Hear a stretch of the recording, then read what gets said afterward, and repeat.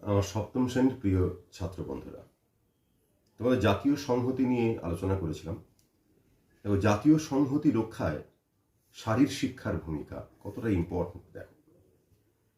খেলাধুলা ও শারীর শিক্ষায় যে সমস্ত কার্যক্রম রয়েছে তা থেকে জাতীয় সংহতির বোধ জাগ্রত হয়।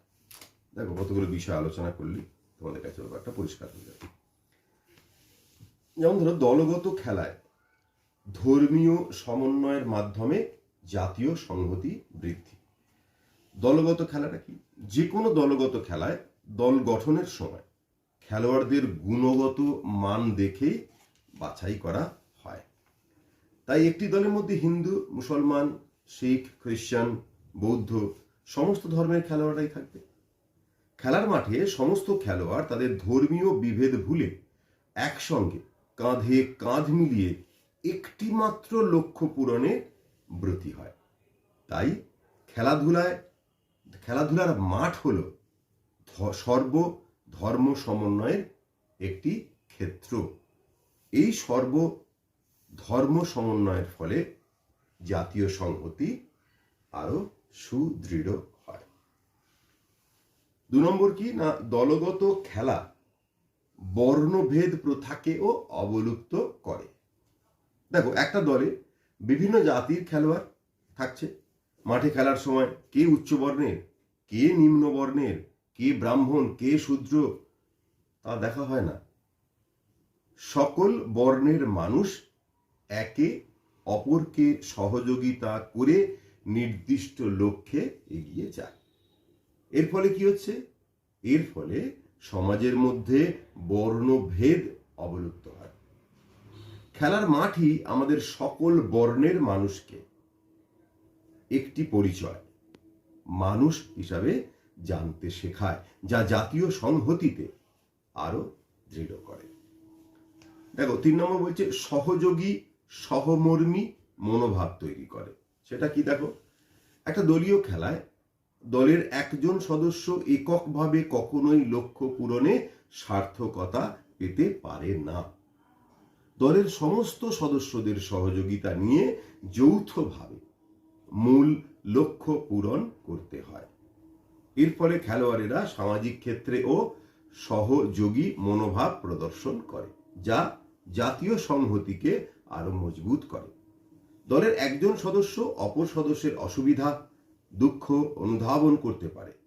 দলের এক সদস্যের দুঃখ কষ্ট অন্য সদস্যরা ভাগ করে নেয়। ফলে দলের মধ্যে একটা ঐক্য তৈরি হয়, যে ঐক্য জাতীয় সংহতির মেরুদণ্ড হিসাবে কাজ করে। 4 নম্বর কি বলেছে? বিভিন্ন শিবিরের মাধ্যমে সংহতি স্থাপন। সেটা কি না, খেলাধুলায় দক্ষতা বৃদ্ধির উদ্দেশ্যে বিভিন্ন আবাসিক শিবির করা হয়ে থাকে। এই শিবিরে বিভিন্ন ধর্মের, বিভিন্ন বর্ণের, বিভিন্ন জাতির খেলোয়াড়দের একসঙ্গে একই ছাদের তলায় একই রকম পরিবেশে একই কার্যক্রমের মধ্যে থাকতে হয়। এর ফলে একসঙ্গে থাকা, একসঙ্গে কাজ করা, একসঙ্গে খাওয়া, ঘুমানোর অভ্যেস তৈরি হয়, যা জাতীয় সংহতিকে আরো মজবুত করে। এই শিবিরের মাধ্যমে নিজেদের মধ্যে ভাবের আদান প্রদান হয়, সাংস্কৃতিক বিনিময় ঘটে। এর ফলে জাতীয় সংহতি আরো দৃঢ় হয়। 5 নম্বর কি না, মনের দূষণ রোধ করে শারীর শিক্ষা জাতীয় সংহতি রক্ষা করে। মনের দূষণ রোধটা কেমন না, বিভিন্ন খেলাধুলা, ব্রতচারী ও দুঃসাহসিক অভিযানে অংশগ্রহণের মাধ্যমে শিক্ষার্থীদের মধ্যে পারস্পরিক বন্ধুত্বপূর্ণ ও সৌহার্দ্য সম্পর্ক গড়ে ওঠে। খেলায় অংশগ্রহণের মাধ্যমে শিক্ষার্থীরা তাদের জয়কে বরণ করে নিতে পারে। তেমনি প্রতিযোগিতায় পরাজিত হয়ে হাসি মুখে সেই পরাজয় মেনে নিতে পারে। একজন খেলোয়াড়ের কাছে জয় পরাজয়ের সমান গুরুত্ব অনুসরণ করে। তাই তো খেলার শেষে জয়ী ও পরাজিত একে অপরকে আলিঙ্গন করতে এগিয়ে আসে। এই বিরল দৃষ্টান্ত অন্য কোনো ক্ষেত্রেই দেখা যায় না। খেলাধুলার মাধ্যমে আমাদের অবচেতন মনের দূষণ বিরচিত হয়ে যায়। আর এই খেলোয়াড় সুলভ মানসিকতা সমাজের সর্বস্তরে সঞ্চারিত করতে পারলে জাতীয় সংহতির অনেক সুবিধা হবে। তাহলে আজকে এই পর্যন্তই।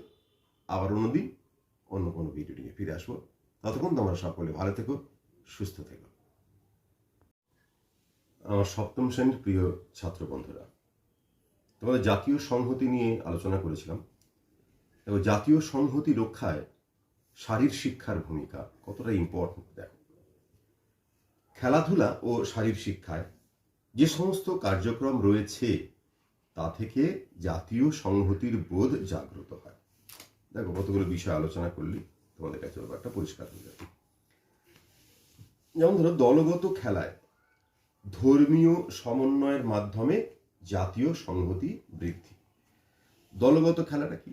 যে কোনো দলগত খেলায় দল গঠনের সময় খেলোয়াড়দের গুণগত মান দেখে বাছাই করা হয়।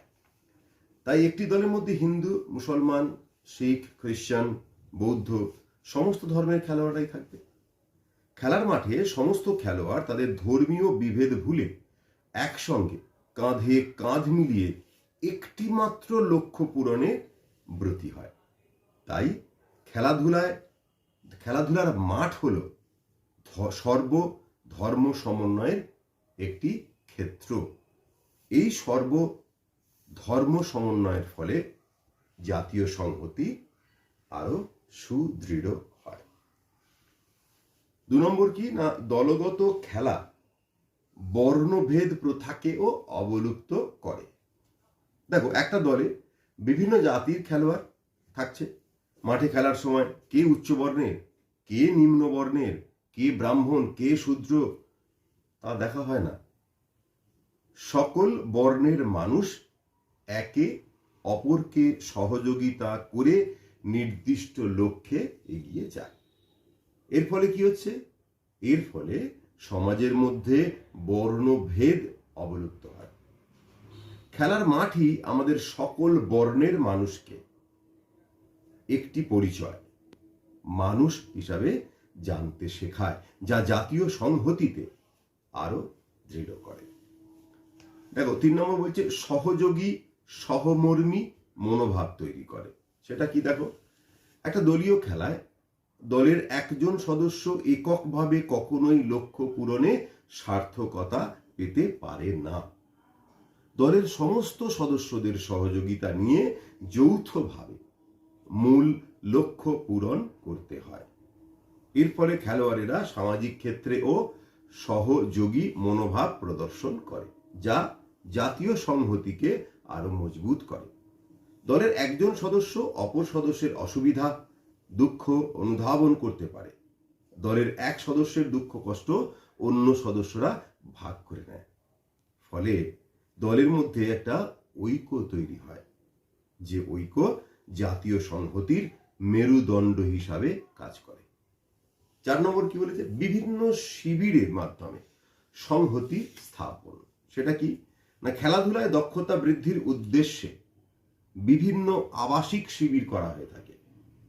এই শিবিরে বিভিন্ন ধর্মের, বিভিন্ন বর্ণের, বিভিন্ন জাতির খেলোয়াড়দের একসঙ্গে একই ছাদের তলায় একই রকম পরিবেশে একই কার্যক্রমের মধ্যে থাকতে হয়। এর ফলে একসঙ্গে থাকা, একসঙ্গে কাজ করা, একসঙ্গে খাওয়া, ঘুমানোর অভ্যেস তৈরি হয়, যা জাতীয় সংহতিকে আরো মজবুত করে। এই শিবিরের মাধ্যমে নিজেদের মধ্যে ভাবের আদান প্রদান হয়, সাংস্কৃতিক বিনিময় ঘটে। এর ফলে জাতীয় সংহতি আরো দৃঢ় হয়। 5 নম্বর কি না, মনের দূষণ রোধ করে শারীর শিক্ষা জাতীয় সংহতি রক্ষা করে। মনের দূষণ রোধটা কেমন না, বিভিন্ন খেলাধুলা, ব্রতচারী ও দুঃসাহসিক অভিযানে অংশগ্রহণের মাধ্যমে শিক্ষার্থীদের মধ্যে পারস্পরিক বন্ধুত্বপূর্ণ ও সৌহার্দ্য সম্পর্ক গড়ে ওঠে। খেলায় অংশগ্রহণের মাধ্যমে শিক্ষার্থীরা তাদের জয়কে বরণ করে নিতে পারে, তেমনি প্রতিযোগিতায় পরাজিত হয়ে হাসি মুখে সেই পরাজয় মেনে নিতে পারে। একজন খেলোয়াড়ের কাছে জয় পরাজয়ের সমান গুরুত্ব অনুসরণ করে। তাই তো খেলার শেষে জয়ী ও পরাজিত একে অপরকে আলিঙ্গন করতে এগিয়ে আসে। এই বিরল দৃষ্টান্ত অন্য কোনো ক্ষেত্রেই দেখা যায় না। খেলাধুলার মাধ্যমে আমাদের অবচেতন মনের দূষণ বিরচিত হয়ে যায়। আর এই খেলোয়াড় সুলভ মানসিকতা সমাজের সর্বস্তরে সঞ্চারিত করতে পারলে জাতীয় সংহতির অনেক সুবিধা হবে। তাহলে আজকে এই পর্যন্তই। আবার অন্যদিন অন্য কোনো ভিডিও নিয়ে ফিরে আসবো। ততক্ষণ তোমরা সকলে ভালো থেকো, সুস্থ থেকো। আমার সপ্তম শ্রেণীর প্রিয় ছাত্র বন্ধুরা, তোমাদের জাতীয় সংহতি নিয়ে আলোচনা করেছিলাম এবং জাতীয় সংহতি রক্ষায় শারীর শিক্ষার ভূমিকা কতটা ইম্পর্টেন্ট দেখো। খেলাধুলা ও শারীর শিক্ষায় যে সমস্ত কার্যক্রম রয়েছে তা থেকে জাতীয় সংহতির বোধ জাগ্রত হয়। দেখো কতগুলো বিষয় আলোচনা করলি, তোমাদের কাছে ব্যাপারটা পরিষ্কার হয়ে যাবে। যেমন ধরো, দলগত খেলায় ধর্মীয় সমন্বয়ের মাধ্যমে জাতীয় সংহতি বৃদ্ধি। দলগত খেলাটা কি? যে কোনো দলগত খেলায় দল গঠনের সময় খেলোয়াড়দের গুণগত মান দেখে বাছাই করা হয়। তাই একটি দলের মধ্যে হিন্দু, মুসলমান, শিখ, খ্রিস্টান, বৌদ্ধ সমস্ত ধর্মের খেলোয়াড়রাই থাকবে। খেলার মাঠে সমস্ত খেলোয়াড় তাদের ধর্মীয় বিভেদ ভুলে একসঙ্গে কাঁধে কাঁধ মিলিয়ে একটি মাত্র লক্ষ্য পূরণে ব্রতী হয়। তাই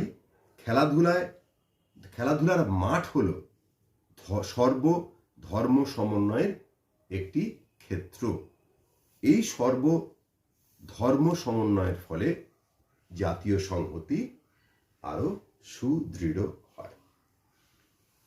2 নম্বর কি না, দলগত খেলা বর্ণভেদ প্রথাকেও অবলুপ্ত করে। দেখো, একটা দলে বিভিন্ন জাতির খেলোয়াড় থাকছে। মাঠে খেলার সময় কে উচ্চ বর্ণের, কে নিম্ন বর্ণের, কে ব্রাহ্মণ, কে শূদ্র তা দেখা হয় না। সকল বর্ণের মানুষ একে অপরকে সহযোগিতা করে নির্দিষ্ট লক্ষ্যে এগিয়ে যায়। এর ফলে কি হচ্ছে? এর ফলে সমাজের মধ্যে বর্ণভেদ অবলুপ্ত হয়। খেলার মাঠই আমাদের সকল বর্ণের মানুষকে একটি পরিচয় মানুষ হিসাবে জানতে শেখায়, যা জাতীয় সংহতিতে আরো দৃঢ় করে। দেখো, 3 নম্বর বলছে সহযোগী সহমর্মী মনোভাব তৈরি করে। সেটা কি? দেখো, একটা দলীয় খেলায় দলের একজন সদস্য এককভাবে কখনোই লক্ষ্য পূরণে সার্থকতা পেতে পারে না। দলের সমস্ত সদস্যদের সহযোগিতা নিয়ে যৌথভাবে মূল লক্ষ্য পূরণ করতে হয়। এর ফলে খেলোয়াড়েরা সামাজিক ক্ষেত্রে ও সহযোগী মনোভাব প্রদর্শন করে, যা জাতীয় সংহতিকে আরো মজবুত করে। দলের একজন সদস্য অপর সদস্যের অসুবিধা, দুঃখ অনুধাবন করতে পারে। দলের এক সদস্যের দুঃখ কষ্ট অন্য সদস্যরা ভাগ করে নেয়। ফলে দলের মধ্যে একটা ঐক্য তৈরি হয়, যে ঐক্য জাতীয় সংহতির মেরুদণ্ড হিসাবে কাজ করে। 4 নম্বর কি বলেছে? বিভিন্ন শিবিরের মাধ্যমে সংহতি স্থাপন। সেটা কি না, খেলাধুলায় দক্ষতা বৃদ্ধির উদ্দেশ্যে বিভিন্ন আবাসিক শিবির করা হয়ে থাকে। এই শিবিরে বিভিন্ন ধর্মের, বিভিন্ন বর্ণের, বিভিন্ন জাতির খেলোয়াড়দের একসঙ্গে একই ছাদের তলায় একই রকম পরিবেশে একই কার্যক্রমের মধ্যে থাকতে হয়। এর ফলে একসঙ্গে থাকা, একসঙ্গে কাজ করা, একসঙ্গে খাওয়া, ঘুমানোর অভ্যেস তৈরি হয়, যা জাতীয় সংহতিকে আরো মজবুত করে। এই শিবিরের মাধ্যমে নিজেদের মধ্যে ভাবের আদান প্রদান হয়, সাংস্কৃতিক বিনিময় ঘটে। এর ফলে জাতীয় সংহতি আরো দৃঢ় হয়। 5 নম্বর কি না, মনের দূষণ রোধ করে শারীর শিক্ষা জাতীয় সংহতি রক্ষা করে। মনের দূষণ রোধটা কেমন না, বিভিন্ন খেলাধুলা, ব্রতচারী ও দুঃসাহসিক অভিযানে অংশগ্রহণের মাধ্যমে শিক্ষার্থীদের মধ্যে পারস্পরিক বন্ধুত্বপূর্ণ ও সৌহার্দ্য সম্পর্ক গড়ে ওঠে। খেলায় অংশগ্রহণের মাধ্যমে শিক্ষার্থীরা তাদের জয়কে বরণ করে নিতে পারে, তেমনি প্রতিযোগিতায় পরাজিত হয়ে হাসি মুখে সেই পরাজয় মেনে নিতে পারে। একজন খেলোয়াড়ের কাছে জয় পরাজয়ের সমান গুরুত্ব অনুসরণ করে। তাই তো খেলার শেষে জয়ী ও পরাজিত একে অপরকে আলিঙ্গন করতে এগিয়ে আসে। এই বিরল দৃষ্টান্ত অন্য কোনো ক্ষেত্রেই দেখা যায় না। খেলাধুলার মাধ্যমে আমাদের অবচেতন মনের দূষণ বিরচিত হয়ে যায়। আর এই খেলোয়াড় সুলভ মানসিকতা সমাজের সর্বস্তরে সঞ্চারিত করতে পারলে জাতীয় সংহতির অনেক সুবিধা হবে। তাহলে আজকে এই পর্যন্তই। আবার অন্যদিন অন্য কোনো ভিডিও নিয়ে ফিরে আসবো। ততক্ষণ তোমরা সকলে ভালো থেকো, সুস্থ থেকো।